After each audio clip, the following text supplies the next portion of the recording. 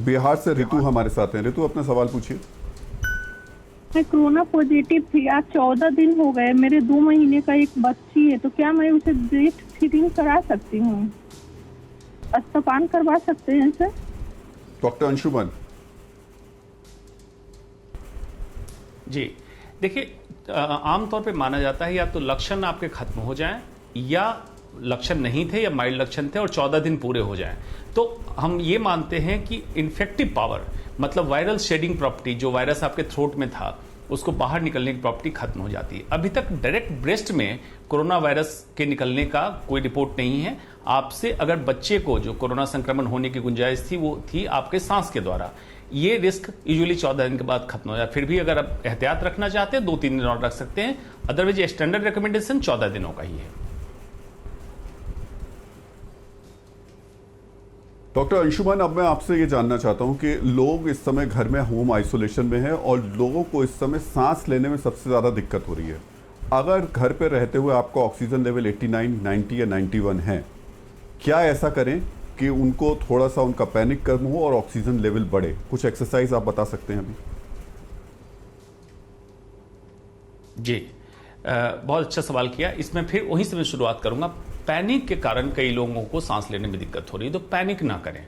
Panic का मतलब घबराहट। आप ये सोच के मत रहें कि कोरोना हो गया, पता नहीं क्या होगा आगे। कोरोना का मतलब मौत नहीं है, अधिकतम लोग ठीक होते हैं।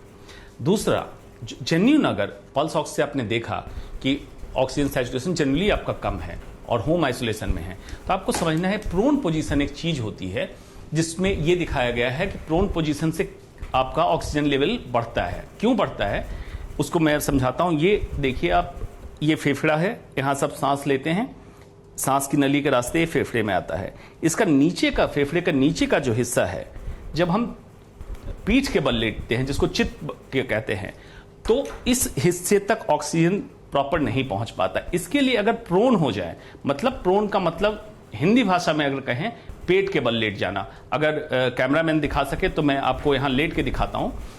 पेट के बल अगर लेट सकें तो उसमें ऑक्सीजनेशन पीछे के हिस्से और डायफ्राम का मूवमेंट पूरा होगा आपका और ऑक्सीजनेशन बेहतर होगा। इसको सीधा सीधा अगर बहुत साधारण तरीके से कहें, अगर आप बहुत मोटे नहीं हैं तो एक पिलो आपके गर्दन के नीचे, एक कमर के नीचे और एक पांव के नीचे आप इस तरह से लेट सकते हैं। हाथ को साइड भी रख सकते हैं, 2 तरीके हैं। और अगर मोटापा किन्हीं का बहुत ज्यादा है उस कंडीशन में पेट ये कमर के नीचे रख लिया और इस तकिए को पांव के नीचे आप ऐसे रख सकते हैं, जिसमें ताकि आपका बेली का मूवमेंट फुल हो और ऑक्सीजनेशन फेफड़े के बेस तक पहुंचे।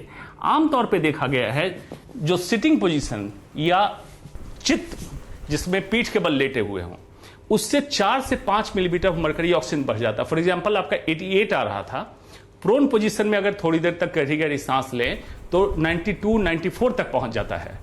तो इसलिए प्रोन पोजीशन एक एस्टैब्लिश्ड मेथड हो चुका है जिसमें ऑक्सीजन कॉन्सेंट्रेशन को आप घर पे बैठे ही अपने आप बढ़ा सकते हैं। जी राहुल जी। जी डॉक्टर साहब, ये कितनी देर तक करना होगा, कुछ ये बता पाएंगे आप? जी, होम आइसोलेशन में जो हैं उनको कहा जाता है कि 24 घंटे में कम से कम 8 घंटे प्रोन पोजीशन में रहने के बाद रिकवरी अच्छी हुई। ये कई लिटरेचर भी पब्लिश हो गए हैं। लेकिन जितना आप अधिक रह सके प्रोन पोजीशन में, क्योंकि लगातार लेटे रहना मुश्किल है, तो एक सिटिंग में 1 से 2 घंटे लेटे, फिर थोड़ी देर करवट ले लें, फिर बैठ जाएं, फिर जब आपको मौका मिले फिर प्रोन पोजीशन में। ऐसे करके 8 से 10 12 घंटे जितना आप लेट सकते हैं, यानी कम से कम 8 घंटे ऑक्सीजनेशन बेहतर होगा और लंग में जो डैमेज हो चुका है निकले। फिक्र आपकी, सोमवार से शुक्रवार रात 9 बजे सिर्फ TV9 भारतवर्ष पर।